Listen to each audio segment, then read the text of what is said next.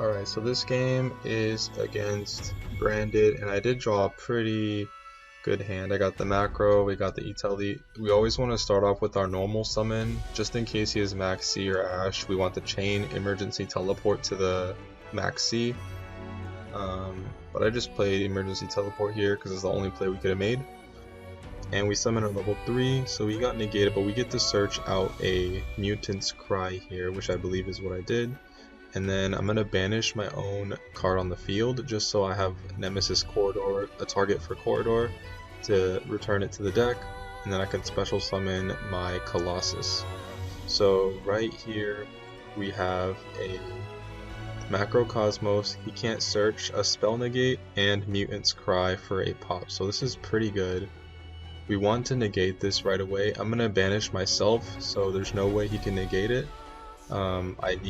I think Macrocosmos and Colossus might be one of the most important cards, so I protect it. I chain Macro here, and I always like to chain Macro to make them like the least planned as possible. You always want to catch your opponent by surprise. If you flipped it up early, then I don't know, it gives him time to think, I guess. But I like to catch him by surprise. Now you see he's banishing his entire hand away for Mirror Jade, but with Mirror Jade he can't activate to banish because he requires to send an extra deck monster with Fallen Abaz to the graveyard, but since Macrocosmos is up, he's not able to do that, so he can't banish anything. I pop him right here, and he pops to blow my entire field, but I can chain Synthesis to be unaffected. And also Colossus can banish a Thunder monster if he's about to get destroyed as well. So that's exactly what I do here. And I also have a really good normal summon. Search out Mutant Fusion just so I can pop this back row and do as much damage as possible to him. I could have went for a Mutant Expansion for like follow up for next turn and stuff, but I decided just to go all in, because I just noticed he had like one card left in his hand anyway. I always want to start off with Sarcophagus to banish our Keystone, because he always comes back at the end phase back to our hand if he's banished.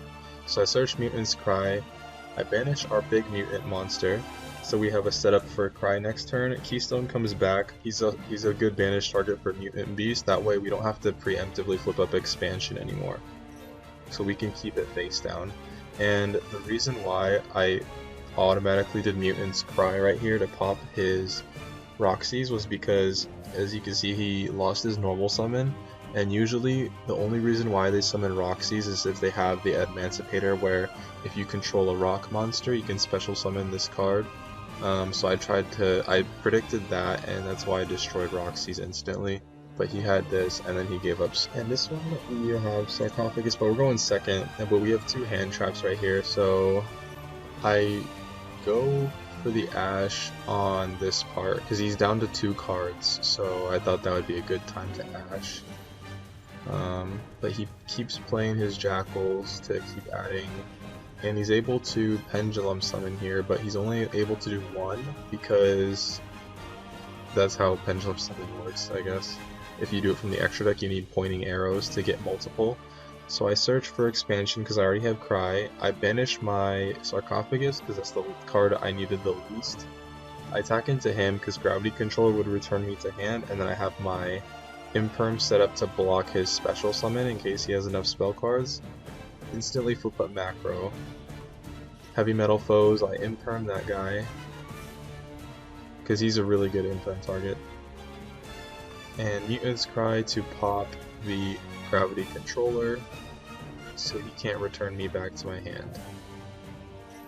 End phase, flip up Expansion, get the level 2, search the level 3, so I have a normal summon level 3 next turn, and I draw into Prosperity, but I want to save that at the end. I want to do as much damage as possible and then do Prosperity.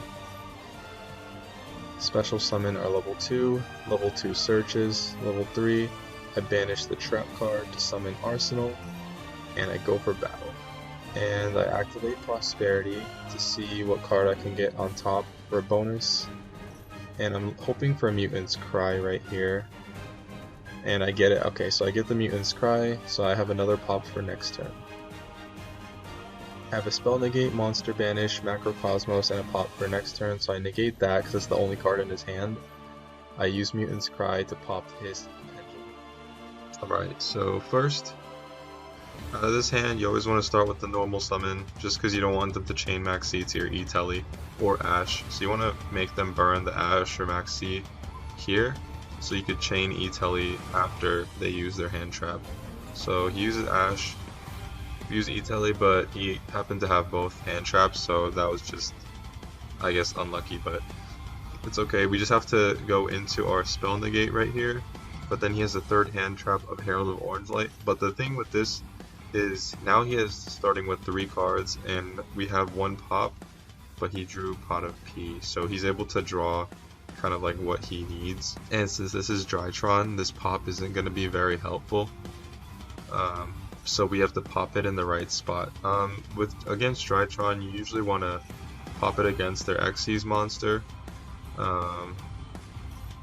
That's what I'm thinking. I think that's the best pop right now, only because the ritual spell that he just added to his hand, all it has to do is like detach some material to ritual summon. So I'm gonna basically, like, if you pop him, you're making him work for his ritual summon on the Herald or any ritual summon, because now he has to actually use monsters instead of this special XYZ thing. And right here, he used Droplet on me to chain my pop, but he discarded a spell card, which was really bad on him. But I just chained. Now I'm unaffected by spell cards. Now he has to kind of use his entire hand to work on a ritual summon. He did get back out his Xyz monster, and he's gonna ritual summon his Ida-10, which basically just adds back the ritual spell again. So he's just gonna add it back to his hand, and 2 6s equals Beatrice.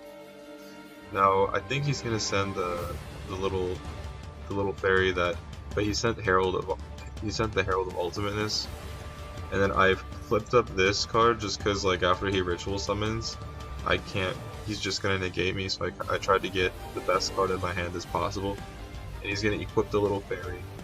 He's gonna ritual his machine away, making this fair Eva get 2 more fairies back in his hand. So right now he just has 2 negates in his hand. There it is.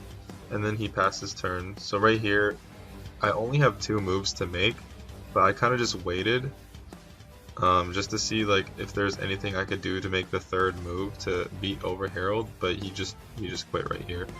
Alright, thank you for watching till the end, guys. Here's the deck list in a bigger frame so you guys have it easier to see. Also, I'll link the deck list in the description below as well.